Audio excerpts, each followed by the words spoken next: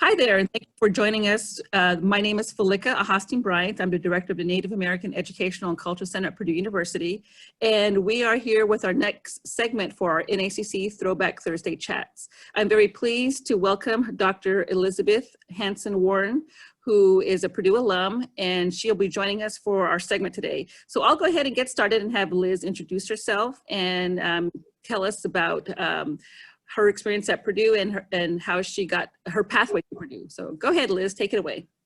Okay. Hey guys, I got my undergraduate degree in 2011 and then went on to Purdue's vet school and graduated in 2016.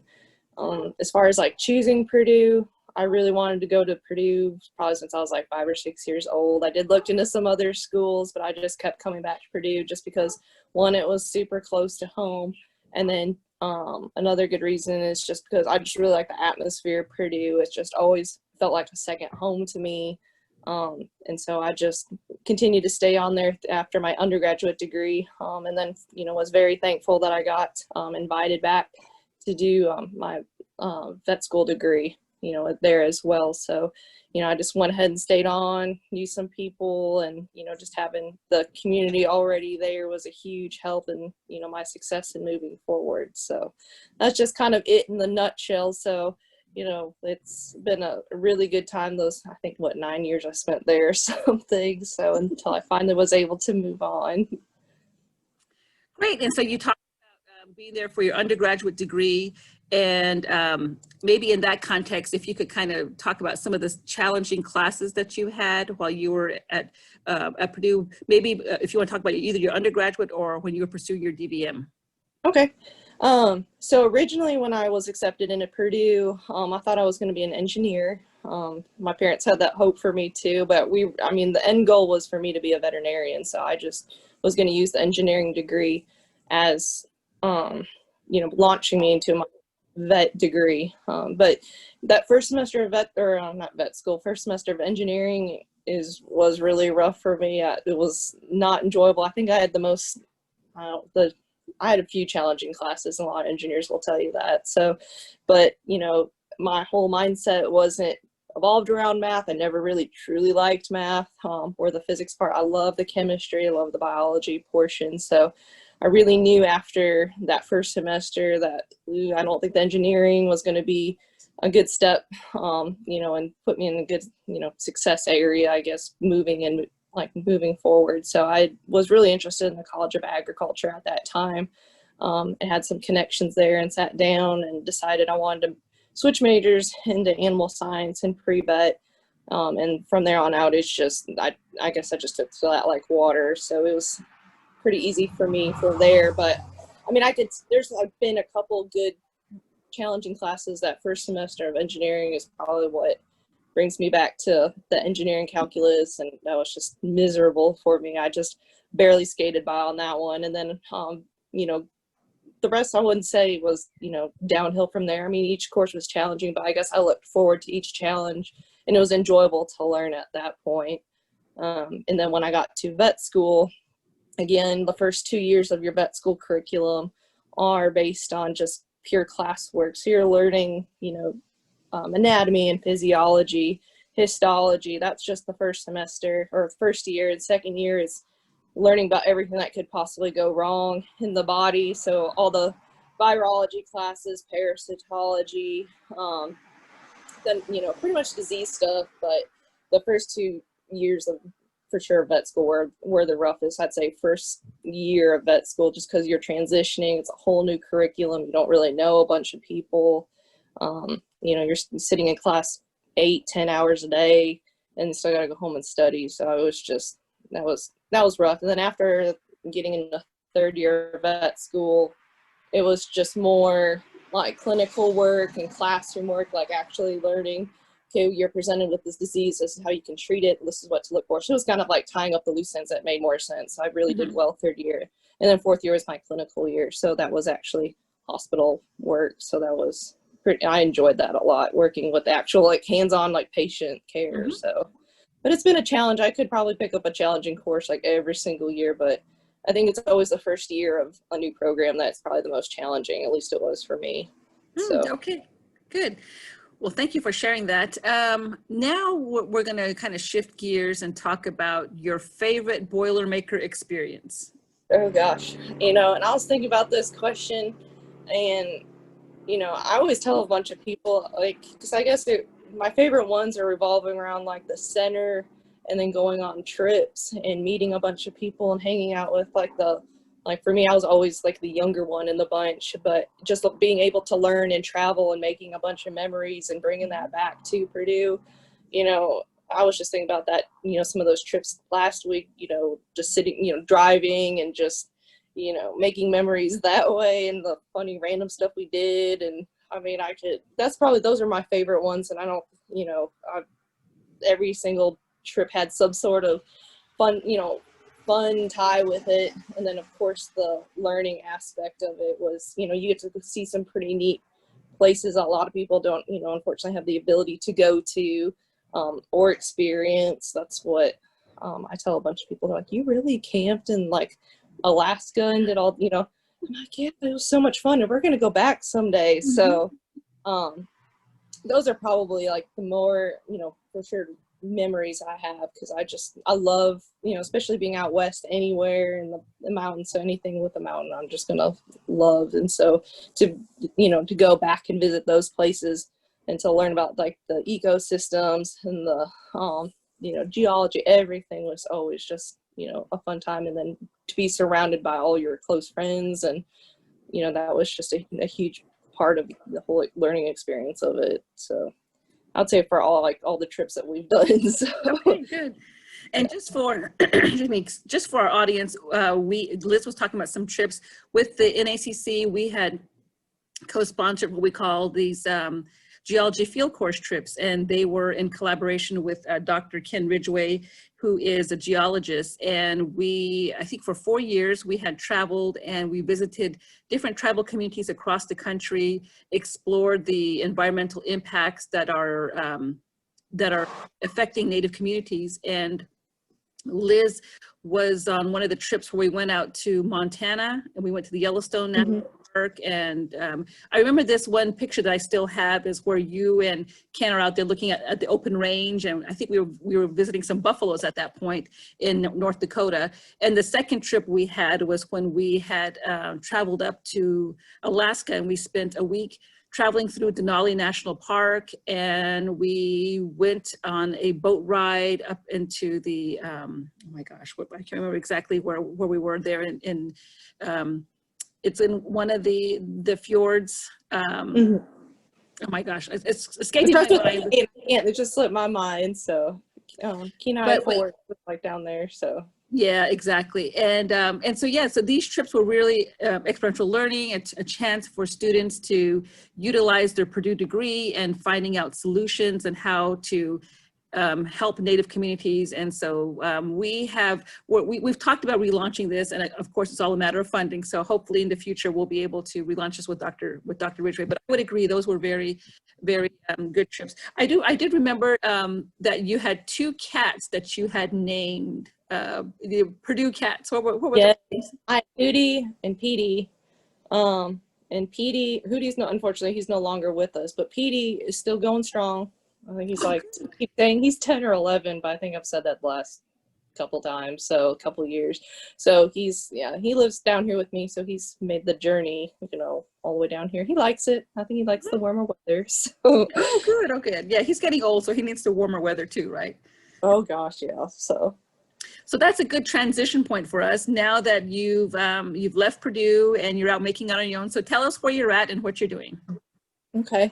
So right after vet school, and so in 2016, I moved down to Texas, and I moved into the East Texas area, which is known as Lufkin, Texas.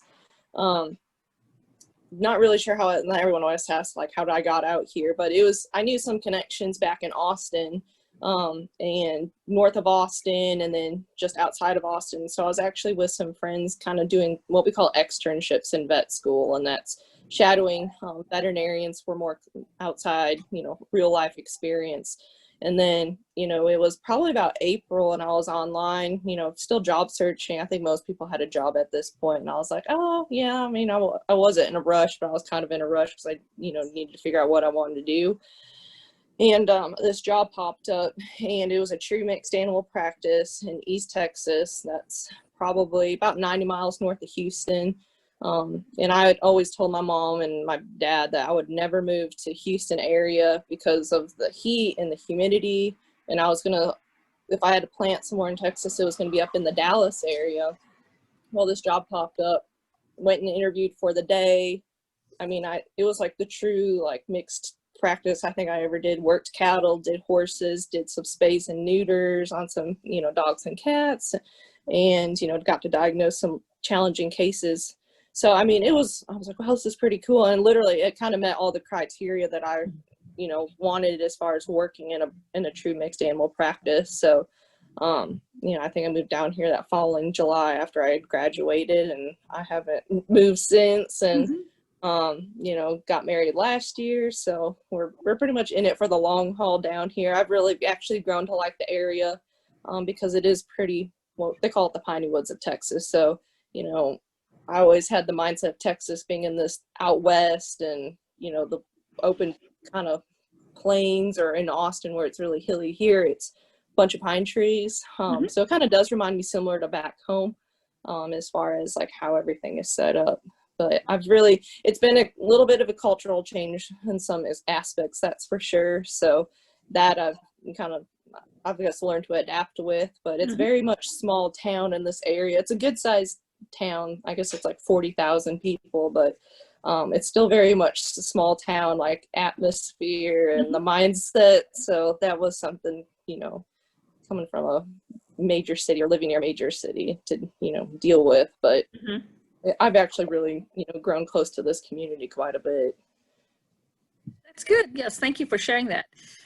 So maybe you can talk about how your Purdue experience prepared you for your job, and then also going through the vet school, because that was something I know they provided a lot of good support for you. So maybe you can expand upon that. Okay. So I feel like, being now a fourth year, I guess vet out in practice, and, we get a lot of interns and, well, we call them externs. So students that come from other schools to, come and shadow us, and they spend, a week, 2 weeks, 3 weeks with us. So it's been really interesting to see how different schools, at least this is on the vet school side, how they train their vet students. And I know it's a little different this year with the whole COVID thing. But just even in years past, like how much experience they have coming into an externship or an internship with us. I feel like some students are, more prepared than others, of course. And, and I guess I was really when looking back, I'm just really thankful, how Purdue's vet school is set up. They do try to provide you with as much experience, real life experience, and hands-on experience. Because I was able to walk into my first job, first day, and start doing a bunch of surgeries, pretty efficiently. And, with some students, they struggle a lot if they're coming from some different schools.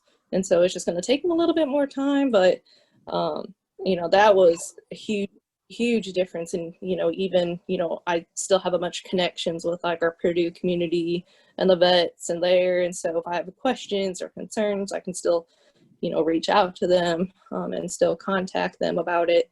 But as far as like the whole vet school experience is concerned, they do, what's nice is I think last time I checked, they have like 84 students. I could be wrong. It's usually sat in the 80s number, at least when I graduated. So, it wasn't overly large. We are in Texas Aggie land over here. So they do run a much bigger vet school, very pretty vet school. I don't have a lot of experience with the actual, some of the students coming out of there, but, we are kind of, not the outsider, but, the Purdue grad. I'm like probably the furthest one away that is practicing in this area, because most are A&M grads, LSU grads. I think there may be one Kansas State vet in the area. So, but what's nice about Purdue has always been and that's what drove me to was Purdue's vet school as well. It's like that sense of like family and community. I mean, they're willing to help you out as much as possible. You know, when I was there, they recently added like the school, kind of like a counselor, therapist, you know, and you can make sessions with her. You know, if you're having a really rough time in vet school or just life in general, you could schedule an appointment, walk into her office, you know, and talk with her. And that was a huge help, because mental health is a huge thing when it comes to veterinary medicine. So I'm glad that's been shifted a lot of the focus lately in veterinary medicine on mental health. You know, and the school is taking a huge step in making sure that students are prepared for it and how can they handle, you know, difficult situations. But just overall, I was always impressed with Purdue's vet school and like the strong sense of community that they do offer. You know, and it was really sad to leave. It was good to leave and get out, but you know, I do actually quite a, you know, miss a lot of memories back there that I built. And you know, there was been some talks of me going back to school, and I'm like, but we don't know quite yet. And it's just, you know, I guess I've always just been kind of a lifelong learner, so that's, you know, what they also set you up for, is to make sure that you really enjoy your profession. And you know, it's just, you got to consistently learn and, you know, continuing education out there. So good. That sounds exciting. Maybe you can also kind of expand upon your connection to the NACC. Okay. So originally I started, it was back when I was an undergrad. I was probably a freshman in undergrad. And you know, I was involved in some of the minority programs with the engineering program at Purdue. And then kind of, I don't know, somehow stumbled upon the NAECC. I knew I wanted to, I remember reading about it in the paper prior to going to Purdue about, you know, they had just opened this new center, you know, really wanted to check it out. And then, you know, at that time, Veronica was the past director at that point. And so I had stepped in, and, you know, they did offer me kind of a student position, just helping out. Deb was there at the time too. You know, so that's kind of what got my foot through the door, was kind of being like a student helper, an assistant, you know, whatever they needed, paperwork, whatever, just, you know, that's kind of how it all started there. And I probably worked there, I think, what, 3, 4, something like that. But, you know, what was nice was, you know, I was kind of in a good place for this as far as like where the vet school was situated in the old NAECC building. We're like a block from each other.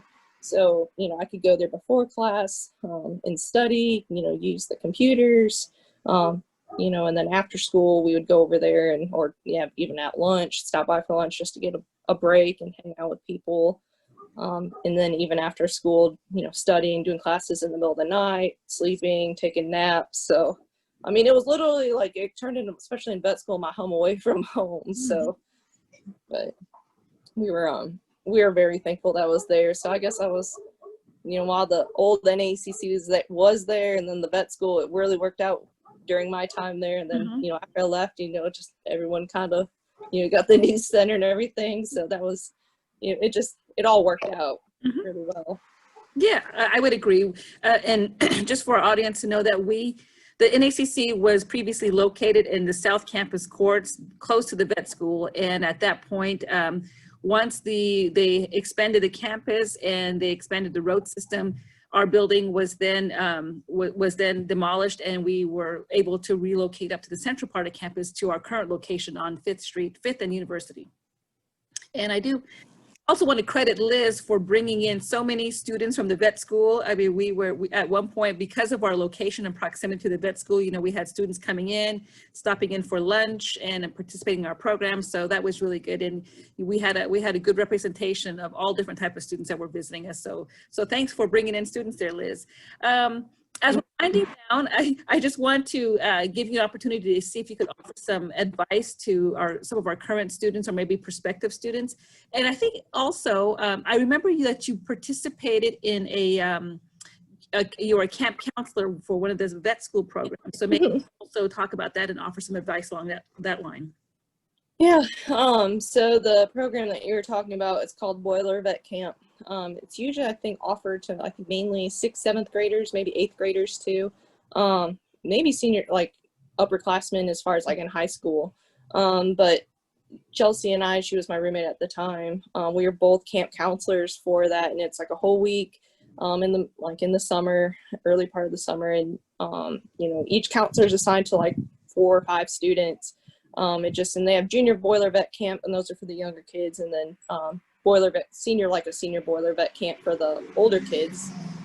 And as far as like the criteria that what we did, it just kind of varies. So I have the senior kids, so they got to watch a spay and neuter. They got to they would bring over dogs from the shelter, and these were going to be adoptable dogs. So essentially each little group of campers had their dog for the week, and they were in charge of walking and taking care of the dog, learning, and, in return, they're learning about husbandry and care. They take little like mini courses and classes on like parasitology, reading blood slides. They get to watch that particular dog. They get to watch and participate in a spay or neuter. So they get to dress up and gown up and everything. But it is a pretty competitive program to get into. I do know that, there are applications, but, and there are like financial aid abilities for that too. So we try to, expose all different types of people to that program. And it really is a good, and I know they had kids that graduated from Boiler Vet Camp move on actually into vet school. So they got to see their whole program come around. So that was kind of neat. But, as far as like offering advice to future students, that it's learning how to like come out of your shell and your comfort zone. That was always a huge struggle, for that with me, but, just not hesitating, if there's something that you even have a glimpse of interest in, go ahead and take it. You may not like it, you may like it. So, that's kind of how you're trying to figure out who you are as a person, as well. And, that's taking, just kind of taking those little risks. But, there's so many opportunities that Purdue offers, even looking back like, oh, I didn't know that they offered that. But, it's crazy. I mean, there is literally something for everybody there. I know that sounds kind of cliche, but, you could do so much, and you just kind of hone on yourself, and, you really, develop yourself as a person while you're there. So, that's my advice is, just step out of your comfort shell and, try to take every opportunity that you can, going into, taking those opportunities like I did. I think it really did, help set me up for success in this like future, especially, it's an ever-changing world out there. So that's really important that you just have a lot of exposure to a lot of different things. That way you can learn to adapt with each situation that comes to you. So. Okay, great. Thank you so much for all that good advice. And I think when the camp counselors, you brought a student to visit us at the center, a prospective student. Yes. Yeah. And I don't know if you're aware, but he is now he's one of our Sloan Scholars. He's in cool. master's program at Purdue. And he did not pursue the DVM route, but he is in research in animal science. So he's studying cows and some other stuff that I can't remember right now. But I do remember him coming and you bring him to the center. So just to know that, that work that you did with that program, it really paid off, because now I guess, over 5-6 years later, we now have a student who resulted from all the work that you did. So thanks for helping to recruit Bryce to Purdue. I think that's all I have for now. And I don't know if you have any final comments that you would like to share, but I do appreciate you spending your day off with us, because you said that today is your day off and you had a chance to get this interview taped before your life changes here shortly. Yeah. And so, but yes, thank you again. It's been wonderful catching up with you, and we'll post this interview here shortly, and we'll wish you all the best of luck. So thank you all for joining us for today's Throwback Thursday. I will have Liz give some final remarks if she has anything to say. Yeah, just looking, wishing like all the students, good luck into, the rest of this year, especially this academic year. I know it's been very challenging. I know the school has made huge strides in the past, 5 years since I left, and I can't believe just watching online how much things have changed. I'm not sure I'll be able to like get around next time, because they've changed, where buildings are and, new road systems and whatnot, but it's so exciting. And, I'm glad to see progress is always being made forward. you know, despite, you know, what is going on. But I mean, that's just kind of learning and, you know, changing with our environment and, you know, the change of times. That's, you know, no one would have ever expected, you know, this to happen. Mhm. But, you know, that's, you know, just kind of taking everything positive, you know, and I think everyone's, you know, doing as good of a job as, you know, we possibly can right now. So, Mhm. but I just want to let, you know, wish everyone success, wish the center success in the future, you know, and keep on, you know, with the school and everything as far as like classwork and everything is concerned. I couldn't imagine what it must be like, you know, being a student right now. So that just mind boggles me, you know, but I just want to wish everyone, you know, success in that, in the realm of schoolwork. So.